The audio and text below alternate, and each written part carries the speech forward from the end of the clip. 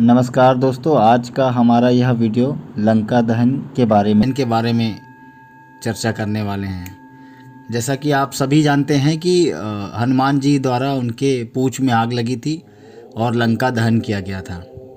पर इसके पीछे बहुत सारी अनेक कहानियां हैं।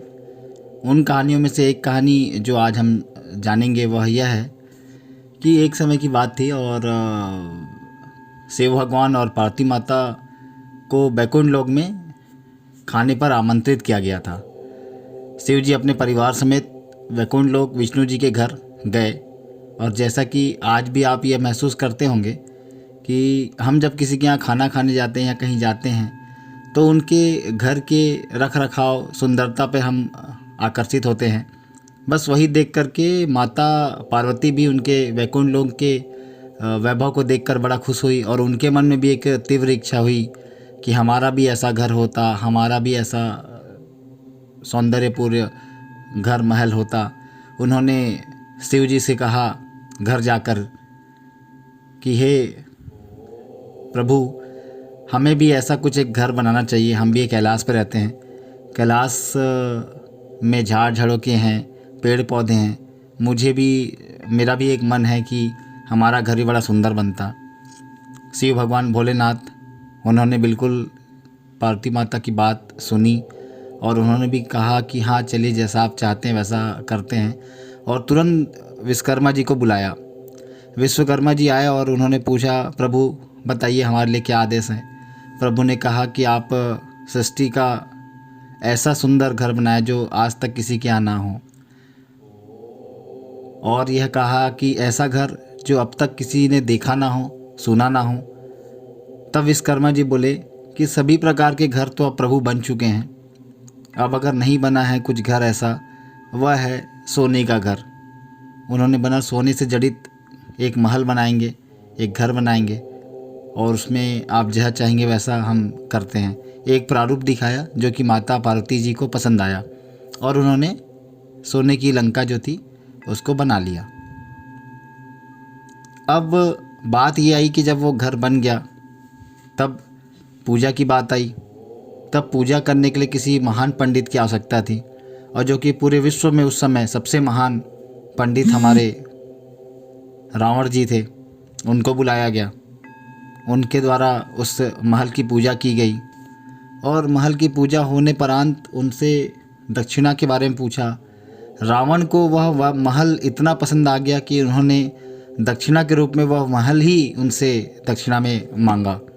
अब प्रभु भोलेनाथ देने वाले, मना कर सकते नहीं थे। उन्होंने उनको वह महल दे दिया। अब यह देख के माता पार्वती को बहुत बुरा लगा कि हमने इतने प्यार से महल तैयार करवाया था और यह रावण ने छल से या बुद्धि से जैसे भी प्रभु से वह महल ही मांग लिया। अब वो गुस्से से आग बबूला हो चुकी थी। तभी भगवान भोलेनाथ ने उनके हाथ को पकड़ते हुए कहा कि हे पार्वती, ऐसे आग बबूला ना हो और ऐसे जलो मत। मैं तुम्हें इसके लिए त्रेता युग में मौका दूंगा, जब प्रभु विष्णु श्री राम जी के रूप में धरती पे अवतरित होंगे, तब मैं भी हनुमान के रूप में वहाँ अवतरित होऊंगा। तुम मेरी पूंछ बन जाना। और यही एक कारण है कि जब त्रेता युग में रामायण और रावण युद्ध हुआ, राम जी का युद्ध रावण से हुआ, तब श्री राम जी के भक्त के रूप में हनुमान जी वहाँ मौजूद थे। उन्होंने लंका जब गए तो लंका में उन्होंने वही सोने की लंका जो पार्वती माता को बहुत प्रिय थी, वो ना मिल पाने पे जो आग बबूला हुई थी। और यही एक वजह है कि हनुमान जी की पूंछ में जब आग लगी तो उन्होंने केवल सोने की लंका को ही जलाई है, ना कि किसी और जगह स्थान को उन्होंने किसी भी प्रकार की क्षति पहुंचाई। यह कहानी उस कहानी से मेल खाती है क्योंकि यह एक ही कहानी का सार है। अब इसमें बहुत सारे तथाकथित लोग अपने हिसाब से अपने अपने विचार दिए हैं। अब इन विचारों में जो उचित विचार हो वह जन सामान्य अपनी बुद्धि अनुसार उसे ग्रहण करें। मेरा विश्वास इस कहानी पे दृढ़ था, तो मेरा मानना आज तक यही है कि ये वही कारण है जिसकी वजह से लंका दहन किया गया, माता द्वारा उस लंका का दहन किया गया। आपको भी यह कहानी अच्छी लगी हो तो इसी तरह हमें आप प्यार देते रहें, हमारे वीडियो को निरंतर देखते रहें और लाइक करते रहें और अपने दोस्तों तक शेयर करते रहें और सब्सक्राइब करना बिल्कुल ना भूलें। मिलते हैं अगले वीडियो में, तब तक के लिए जय सिया राम।